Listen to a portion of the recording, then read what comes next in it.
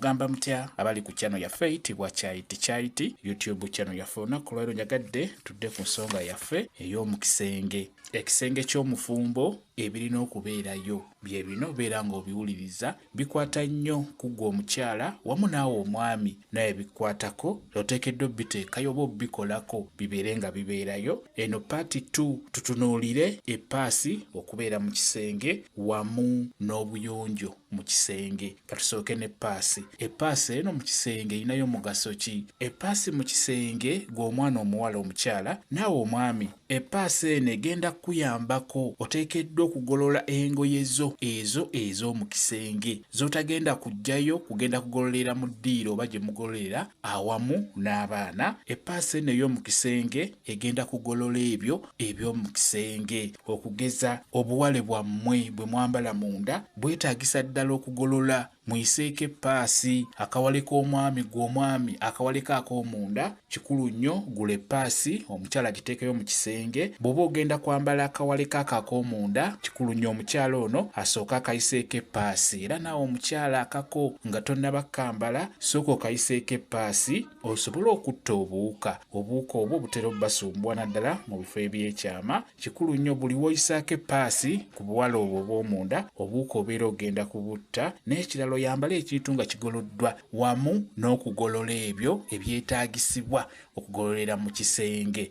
N'olwekyo tojjayo paasi eno ey'omu ddiiro oba ey'abaana gye bakozesa, funayo paasi eyiyo ebeere mu kisenge. Mukitegedde abaami, eyo paasi gwe alina okugigula gwe omwami ebeere mu kisenge. Kale ewaka beerawo ne paasi 2, eyammwe maama ne taata ey'omu kisenge, ate oteekewo n'eno ey'abaana gye balina okukozesa ebeera mu ddiiro oba mu kifo ekirala. Ekirala eky'obuyonjo. Tutunuulire obuyonjo mu kisenge. Obuyonjo buno nno bukulu nnyo. Abaami abasinga batera nnyo okugamba bakyala baabwe nti n'ekisenge kyo nga kiwunya bubi. Biki ebiwunya mu kisenge? Ekisenge kyo si kiyonjo. Ebiseera ebisinga abaami batera okwogera ekintu ekyo, naye biki ebireetera ekisenge kino okuwunya? Bye njagadde okubeera nga nkubuulira. Ekirala kye nkusaba ggwe omukyala oba ggwe omwami, tokuumira kisenge kyo mu buwoowo buno bwe tugula obuguzi. Si kirungi.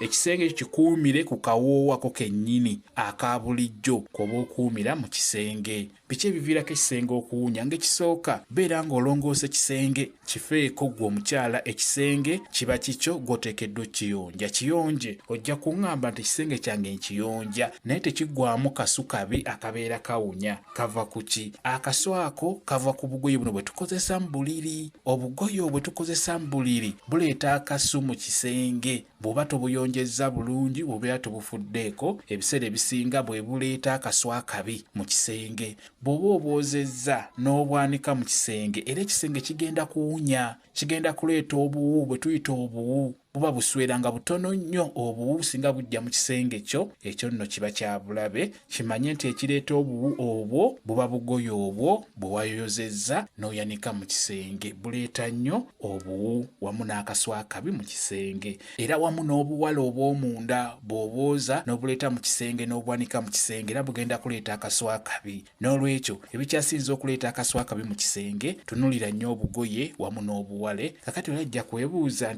wemala buuza mbwanikewa. Mulimu abantu abamu nga mwazimba ekyamazima ng'olina ekisenge kyo nga mu kisenge kyo ggwe omukyala, ekisenge kyo ggwe n'omwami wo mwe mulina ettooyi n'ekinaabiro. Ekinaabiro kyammwe bwe kiba kiri mu kisenge kyammwe, obugoye buno buba obwozezza wamu n'obuwale bwammwe mubwanike mu kinaabiro. Ndiko mmwe nga mwazimba oba nga mupangisa tugeze maka, naye ng'olina ekisenge kyo n'omwami wo nga mu kisenge kyo mwe muli ttooyi n'ekinaabiro, obugoye obwo mubwanike mu kinaabiro, buleete mu kisenge nga bukaze bulungi nnyo. Era bw'obuleeta mu kisenge osobola obuyisaako epaasi ng'eyokya mpola mpola n'obuyisaako omuliro, bubeere nga buwewera bulungi ng'obukozesa mu nsonga ezo ez'ekikulu. Ky'oba olaba nti mbagambye nti epaasi nkulu nnyo okubeera mu kisenge, naye epaasi eteekeddwa kubeera yammwe babiri.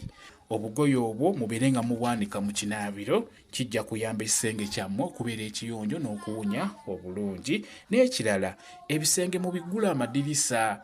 era gwe omuzadde ng'obadde olina abaana abakulu abawala n'abalenzi nga balina ebisenge byabwe, babuulire obudde bwe bukya bagambe amadirisa bagaseetule bagaggule gasiibe nga maggule. Ekirala obuwale buno temubwambala nga bubisi, tokozesa kagoye kambuliri nga kabisi, toyambala kawale kabisi oba nga tekakaze bulungi tokambala, kagenda kuviirako okufuna obuwuka wansi, okulwala endwadde zitera obbasumbuwa wansi. Endwadde ezo zitera okuva ku buwale bwammwe obwo wakozezza ne kagaana okukala n'okambala nga kabisi nti kajja kkalira ku mubiri. Ekyo kya bulabe, kijja kuviirako okufuna obuwuka, ojja kulwala wansi mu bukyala bwo. Obuwale obwo bukale bulungi, mbuyiseeko eppaasi mubeere nga mubwambala, kijja kubeera kirungi nnyo. Byebyo byenjagadde okubeera nga mbabuulira mu abaana abawala abalabika obulungi. Mulimu abaana abawala boolaba nga yeefaako ng'ekyamazima alabika bulungi nga muyonjo nnyo nnyo nnyo. N'olwekyo n'ekyo mukigatteko, bw'oba ogenda kwambala akawale sooka okayiseeko eppaasi, kijja kuba ddala kirungi nnyo. Ekirala, ekisenge kiggule eddirisa, kisiibe ng'eddirisa liggule, kiyambeko akasuka n'akabi kabeere nga kafuluma. Ekirala mu abakyala muyonje ebisenge byammwe, tolwanyisa kaswako akabi akali mu kisenge kyo, wabula noonya ki ekireeta akaswako ky'oba ojja mu kisenge kyo. Ekireeta akaswako kiki ky'oba ojja mu kisenge kyo kisobole okuwunya obulungi. Byebyo bye tutunuulidde ku paati 2. Kamba WhatsApp namba yange osobola okumbuuza, nja kwongera okunyonyola ku vidiyo eno. WhatsApp namba yange eri 0778734 yeeyo WhatsApp namba yange. Mwebale kubeera ku channel yaffe eyitibwa Kyayiti YouTube channel yaffe. Kyembasaba mugende mu maaso n'ogyegattako mbeere bulungi. Mweraba.